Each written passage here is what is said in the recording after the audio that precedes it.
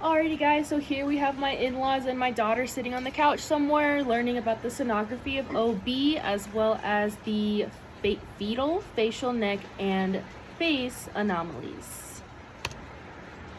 So the first one I'm going to go ahead and dive into is the pregnancy-related terms. So a typical pregnancy is lasting 9 months, 40 weeks, 280 days, however you prefer to place it as.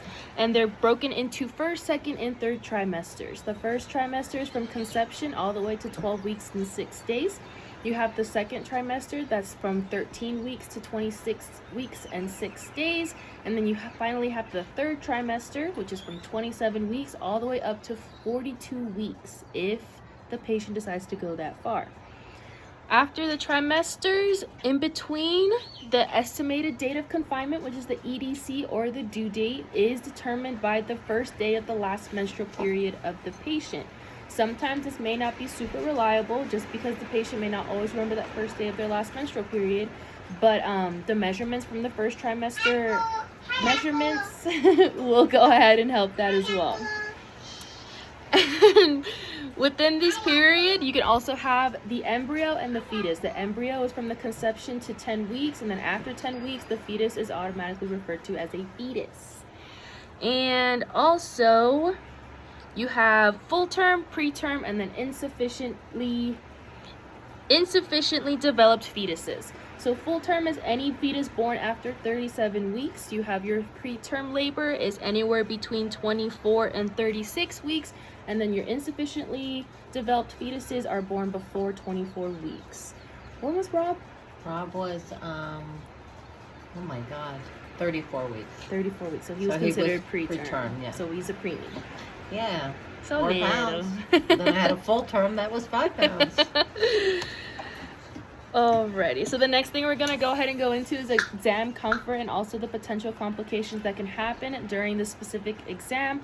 It's not super lengthy, but because a woman's body is going through so many different changes, there are some things to consider while having a patient lay down during this exam. So during this, we do have a transvaginal and a transabdominal option. Transvaginal is used during first trimester pregnancies because the G-sac and the yolk sac and the fetus itself are very small. So for us to get the most accurate measurement, we do those transvaginals, and that's where we get those first trimester measurements. Second and third trimester, we tend to lean towards the transabdominal measurements. We only use transvaginal if we're trying to look for some type of cervical insufficiency, and the doctor wants a closer look at the cervix to make sure that it's completely closed. And then we also do recommend that the patients come in with full bladders. It is a very big pain because they do always have to pee because the baby is kicking and dancing on the bladder, but it is really important for us to accurately measure that cervical measurement as well as to determine that we can see that the cervix is closed. After we get that cervix measurement, we do ask if they can go ahead and keep the bladder full just in case, or they can go ahead and empty their bladder and we can just see baby just the same. And then also, it's important to know the knowledge of these complications because depending on what your patient is looking like, feeling like, or anything that is concerning to you, you can go ahead and go about the exam the certain way that they tell you that they're feeling. So there is something called supine hypotensive syndrome. And this is a big thing that I am concerned with the patients when I do scan them, is when a patient, especially that's pregnant, lays flat on their back for too long, the fetus or the gravid uterus ends up pushing on the IVC, which is a main blood vessel in the abdomen. So when the fetus is pressing on that IVC, compressing it for too long, yes, well, the blood flow slows down, so the mother starts feeling nauseous, lightheaded, starts getting sweating, pallor. But that doesn't contribute to the nausea. What is that people what is that people have? The HG. Yeah, HG. The one that Alicia had. That's not the same thing. No, it's not the same thing. So this one is mainly when they're laying flat on their back. So I don't know if you ever heard like when you're sleeping. Yeah, when you're in your third trimester or anything close to where you're really big, they tell you not to sleep on your back. Is because of this syndrome. Is because that main abdominal vessels are getting compressed by the baby, especially if they're a big baby, and it can affect the blood flow in the mother to where they're feeling all these type of things. So I know that's why I'm always sitting them up and I'm like, are you guys okay? You feel nauseous? Like, do you want me to sit you up a little bit? So that's why you really have to communicate with the patients and make sure that they are okay when you're doing the exam, and check in on them every once in a while to make sure that they're not gonna pass out on you or anything. But, oh, and if you want to alleviate that pressure, a big thing that we do ask them is to lay on their sides. That also not only relieves the compression of the IVC, it also helps baby move. So we kind of irritate baby a little bit, especially if we're doing a BPP, or if they're in a weird position and we can't get a certain measurement, then we flip the mother to the side, whichever one, and then the baby ends up moving, and then it decompresses that IVC and the mom feels better. Does it have to do with also a big baby? Like if you have small babies, it probably is not an issue. Yeah, it would, like with a bigger baby, it's more compression, so that it hits faster. With a smaller baby, it just depends on the mother's anatomy as well. Okay. But it's pretty scary. The next thing we do have is the important clinical history. So when you do go in for, even if you go in for a gynecology appointment, but especially during pregnancies, they ask you, how many pregnancies have you had? You know, how many have you delivered? How many abortions, miscarriages, all of that. So this contributes. And it is really important because it does determine kind of the lay of the land for the uterus and for the fetus. Oh, I wondered about that. Mm-hmm. Yeah, because we do have these terms over here on the side, like multigravida, multiparous. It's all describing a uterus that's had a pregnancy. So no one never done that. Mm-hmm. Is this going to be on the test?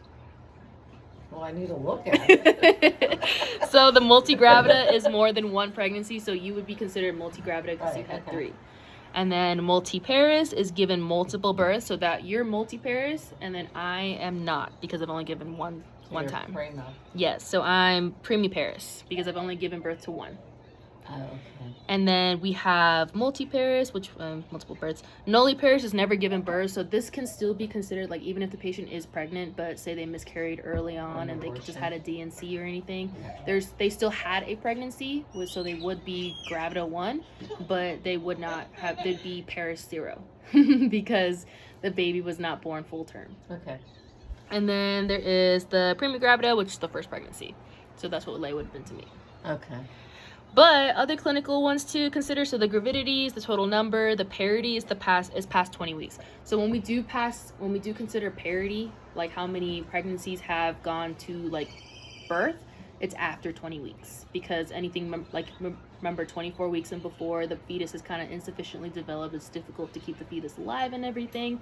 Now they could, yeah. But anything past 20 weeks is considered a parity. So it is considered like a birth that you've done. Okay. And then we do have when the patients do come in and they're like, I've been bleeding. The bleeding aspect really contributes to what time of the pregnancy that they've been bleeding at. So you could have the early pregnancy, it could be, like all period blood. If it's second, third trimester, it could be contributing to these factors. We do have the placental previa, and we have placental abruption or idiopathic. Idiopathic is it just happened. Like there's no known cause, it's there. You mean bleeding? Mm-hmm. Okay. Yeah, like it's just a random occurrence. Placental previa is actually, so with placentas, have you heard of if they're anterior, posterior, all of those things? So placental previa is actually when the placenta covers the cervix, either partially or completely. So if you do have a placenta that covers your cervix, then that would mean a C-section because you can't deliver a baby with the placenta in the way because it's just going to rupture while the baby's before it comes out. So placental previa makes it difficult because all those blood vessels are in front of the cervix. So any slight movement, anything that can make that placenta kind of have a slight bleed could lead to the vaginal bleeding during those second and third trimesters. And then the abruption is the premature separation of the placenta from the uterus. That's when, you like emergency C-section. Yeah, like because when you deliver, that's when the placenta should detach. Right. But because but if it's during your pregnancy, then that's when we have the issue. And that's really painful. And then they also do screenings. So I never got this done when I was pregnant, but there are triple screenings, quadruple screenings, and I think it's cfDNA screenings. There's other tests as well, amniocentesis, all of those good stuff. But these require the maternal blood. So this is what they usually take when you first get pregnant, and they run through all these data to make sure that the pregnancy itself is viable, everything is good as is. And then the cfDNA is actually the one that tells you gender. It tells you if you have any genetic anomalies. It tells you all that good stuff. But cfDNA is a little bit difficult because there are some limitations to it, including that 2% of the data that they do collect from the cfDNA sample is inconclusive. That's just how it is. And then also it starts to lose its accuracy the more obese that a patient is. So that's another complication that it has with it. And then also... The age, too. Age determines a lot of the testing. Yes. Yeah. Mm-hmm. And then also only tests for common aneuploidies, so like Down syndrome, Turner's, Right. like stuff that we already know about. It doesn't test for the more specific genetic disorders that, you know, could potentially happen with a small thing. Like autism. Yeah, maybe. But that's what this is, GTPAL, so that's the gravity term, preterm abortion and living. So that's the more specific one, where they break it down into like, okay, if you had a preterm labor. So if you had a miscarriage before 20 weeks, they call it an abortion? Really? Mm-hmm. Wow. Yeah. Wow, I did not know that. Yeah, people don't really like when we use that word. Well, yeah, because, you know, Yeah. that's amazing. I didn't know that. Okay. Yeah, so it's a little bit difficult when we ask. I didn't learn that. Well, it's You an know. abortion, whether it's on How purpose it or came, not. your body got rid of it. Yeah, right? like it's the scientific term for a baby that was delivered before 20 term weeks. is over 37 weeks. Yes. 3 terms under. And then you actually have a post-term. That is a thing where it's, I believe, between 40 and 42 weeks. So I would have been post-term because I was 41 Oh, weeks. because your baby don't want to come out. Yeah, she didn't want to come out. She still doesn't want to come out. Oh my She'd crawl back goodness. in if she could, I'm like. Literally. And this is what I do on a daily. Oh, It is okay. the fetal biometry and the biophysical profile. So these are very, very important, especially in maternal fetal medicine, because in maternal fetal, we have the patients come in every 2 weeks because we need to monitor the growth of baby, and we also need to monitor the movement of baby. Because there's an issue? Because it could be advanced maternal age. The patient Right. is, advanced maternal age, so we have to make sure the baby's growing correctly. They could have previous history, like the clinical history I was mentioning. If a patient has multiple miscarriages and they haven't given birth, then that would be considered high risk because there is something wrong with the patient's body that would not allow them to deliver properly. So that's why we need to monitor them to make sure that the baby is growing fine and that nothing is affecting them. So this, can't tell you enough, I do every single day. So fetal biometry, it depends. The first trimester, we look at certain measurements. We only do the gestational sac, we do yolk sac, we do crown rump length, and then we do Translucent? nuchal translucency. Yes. What is that? So nuchal translucency is kind of like the neck. So you look at the neck area, and there's a space between the spine and the like skin of the neck. You measure that. So the one in first trimester is more accurate because the thickness of the neck can also determine chromosomal anomalies. It's hit or miss. If unless you get the blood work done, then it could indicate chromosomal anomaly, or it could disappear during pregnancy. It just depends. But that's something that we do measure during that age as well. Or And then- does any of these tests tell that if they're going to miscarry?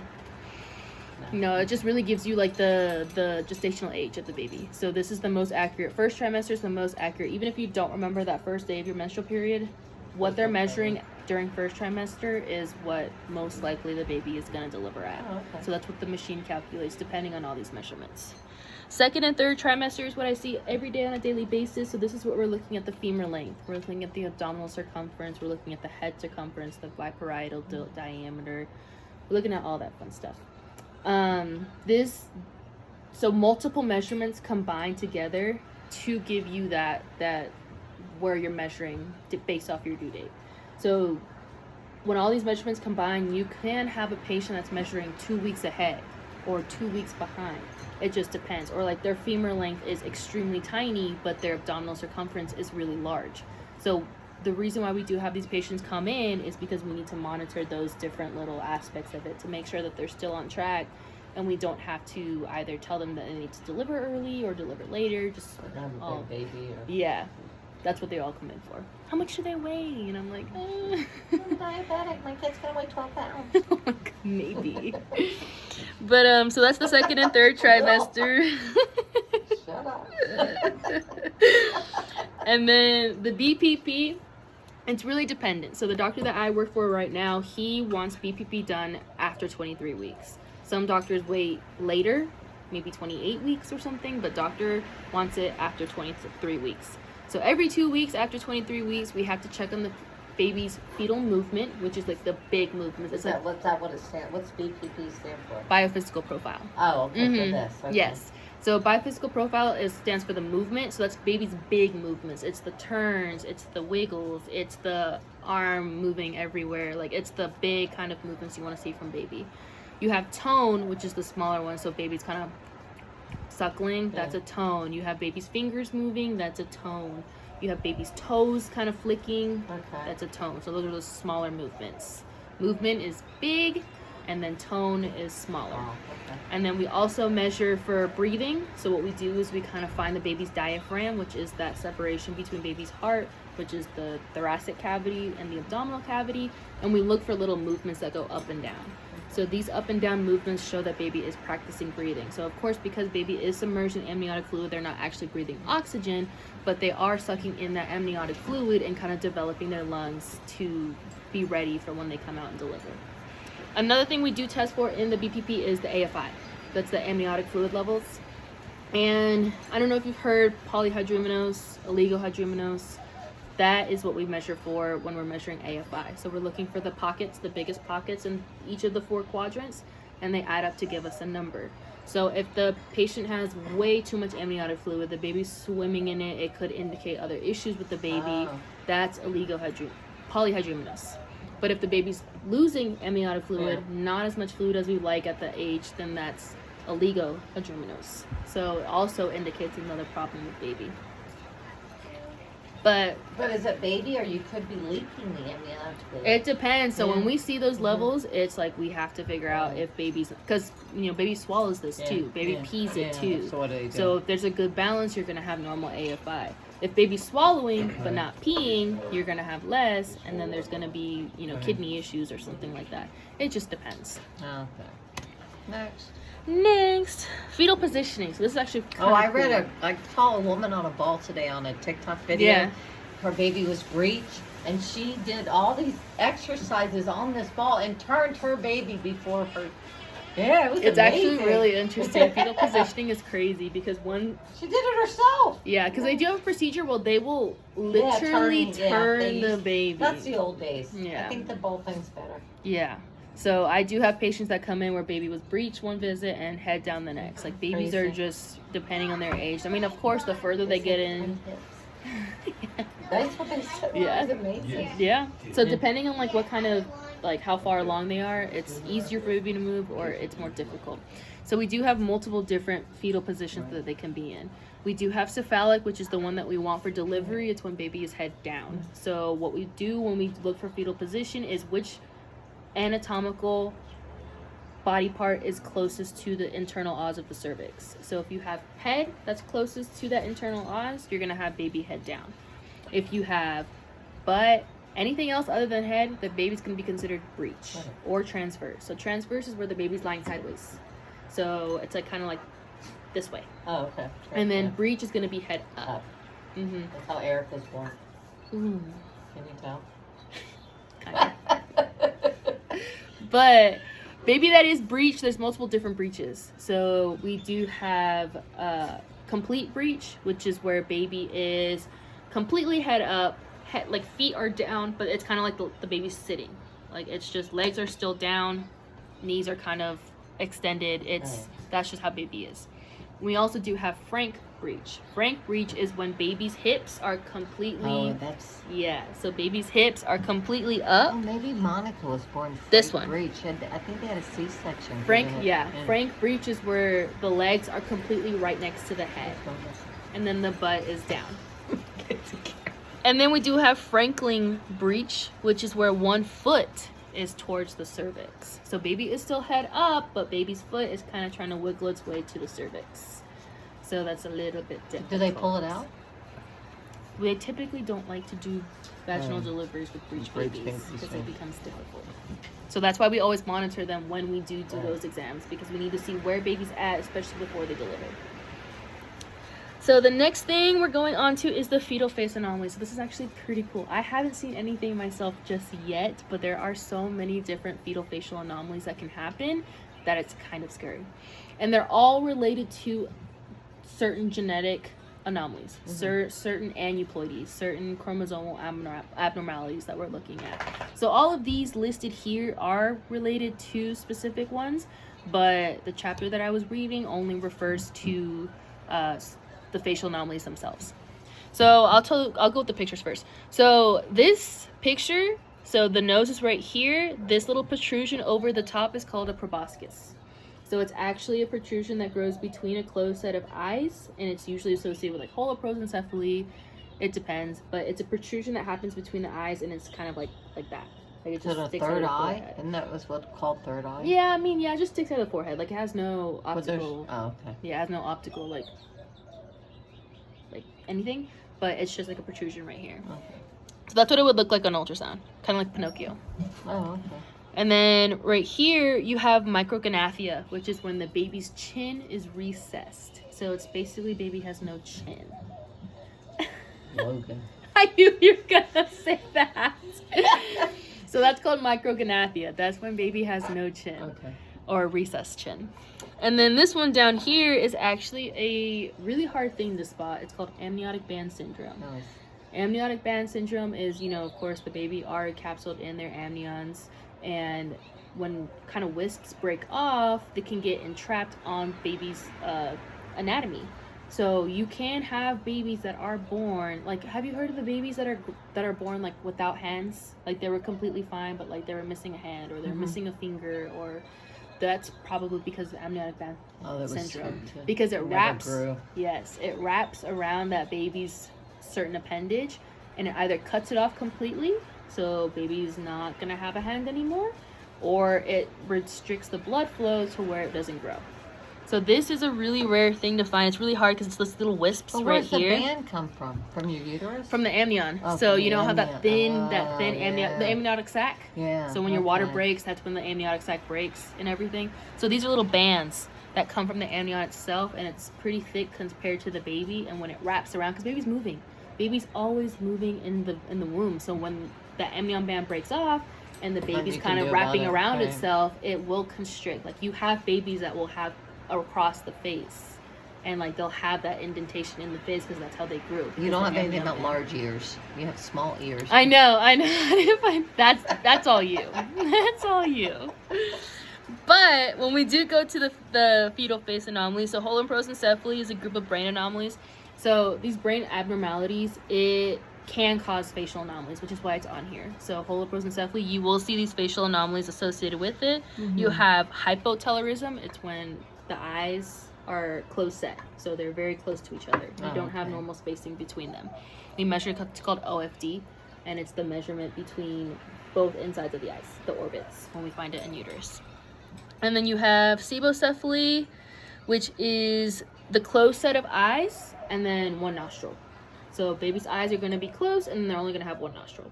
So it just that's associated with holoprosencephaly. You also have the ethmocephaly, so they have no nose, and then the proboscis is separating the eyes. So that's what I was mentioning up here. Right. So the proboscis is associated with this condition. Are they born? Do they born? They no nose? I mean, is it like, can they breathe? It depends. Yeah, it depends. I mean, most of the cases that I've read, No. not really. I could see that. But it depends. And then you have cyclopia.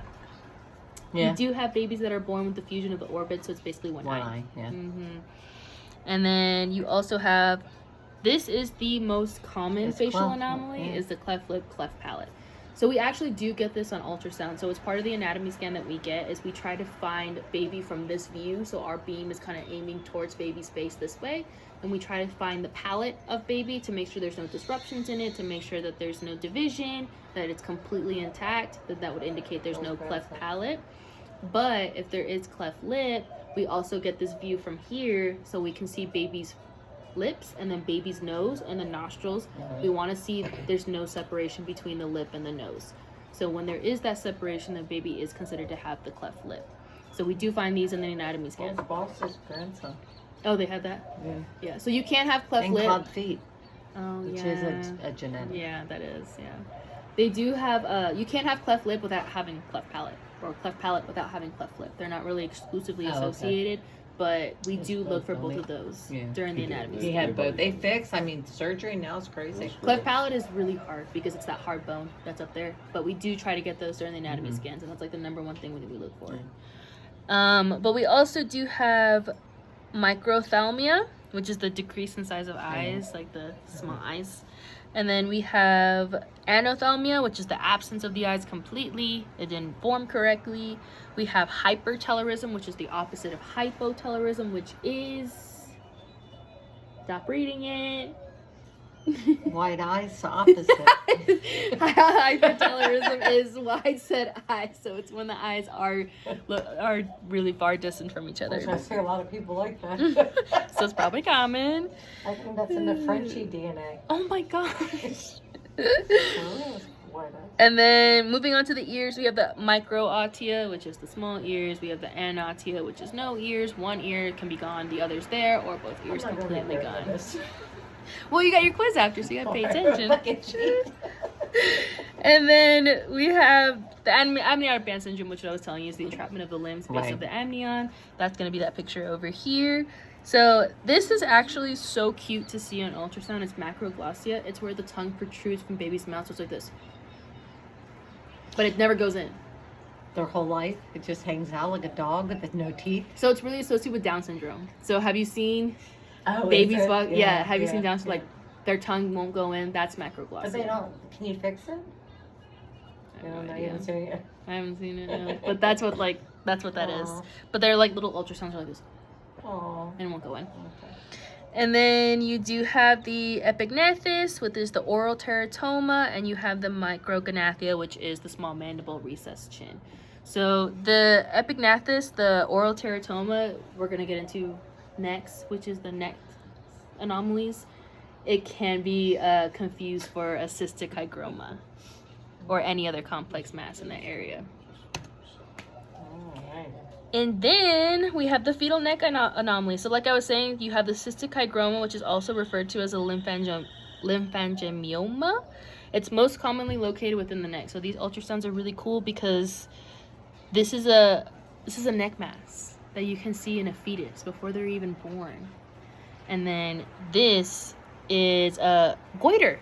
You know what goiter is? Yeah, from thyroid. Yes. Mm-hmm. So babies can actually have fetal goiter depending on the mother. But if the mother has a thyroid issue, yes. Really? But they won't. Would they be considered having a thyroid issue in the future? It depends if the baby can manage it and the mother can manage it. Oh wow. So goiter is enlargement of the thyroid. So you see this mostly in mothers that have over-treatment of Graves' disease, which is hyperthyroidism. Mm-hmm. So if they take too much thyroid issues. Yeah, so if they take too much of the medication, if they have an iodine deficiency and they don't manage their Graves' disease, then baby can develop that fetal goiter. I wonder if they could supplement and not have an issue. I don't know. Or a baby, I don't know. I'll Google it. But yeah, we should. But the cystic hygroma is the accumulation of lymphatic fluid. So it was in the first slide that I had where it was like that anechoic spot in the neck. It's just lymphatic fluid that collected. That's pretty common. It can be discovered in any of the lymph nodes are found. So it can be in the axilla, it can be up here, it can be anywhere, and you have a whole lymphatic system. It can be discovered everywhere. You have the nuchal thickening. So that's what I was talking about, the nuchal translucency. So the nuchal thickening is what happens after that first trimester. Second trimester, we still do measure the thickness of the neck in the fetal anatomy scans. So we don't measure it every single visit. We just measure it at that anatomy scan to kind of compare it to what they're measuring for their first trimester. Like I said, it could indicate chromosomal abnormalities, or it could just recess, or it could just completely be gone by the rest of the pregnancy. And then if it does measure 6 millimeters or larger, it is considered abnormal, and that's where we really do lean towards those chromosomal abnormalities, especially like Down syndrome and everything like that. And then this is what I was saying, the fetal goiter. So it's really when the mother has the uncontrolled Graves' disease. So babies can be born with those enlarged thyroids, and you can see them, which I thought was insane. And there's other complex cysts that can happen on the neck of baby. So we do have the branchial cleft cyst, which is more going to happen towards the mandible area right here. It's going to be another anechoic spot. And then we have the thyroglossal cyst, which is right up superior. So it's above the thyroid gland, but it's going to be under the tongue. So that's common as well. You're also going to be having some cervical teratomas. Teratomas are like those really nasty masses that you find with like hair, teeth, Oh, when they skin. absorb their twin. Yes. But teratoma, that's what a teratoma is. Teratoma is like accumulation of all of these cells. So it starts growing all those things. Diana Babies can't absorbed have her it. twin. That's scary. She did. The doctor found it in her uterus. Oh my I'm goodness. telling That you. yeah, I can see that. But and then so these neck masses are pretty dangerous though. So neck masses can inhibit the baby from swallowing because it kind of pushes down on, you know, their necks. So it can lead to polyhydramnios. Remember I was saying that if baby doesn't swallow enough, there's too much fluid. So if you have too much fluid, you want to look for the neck of the baby to see if they do have a neck mass that inhibits them from swallowing. Oh, because they're not absorbing the fluid. Because it goes, it's like a constant cycle. So if they're not makes swallowing sense. because they have a neck mass, then mom's going to have a lot of amniotic fluid. And other than that, Oh, quiz time. you get your quiz. Will's taking it.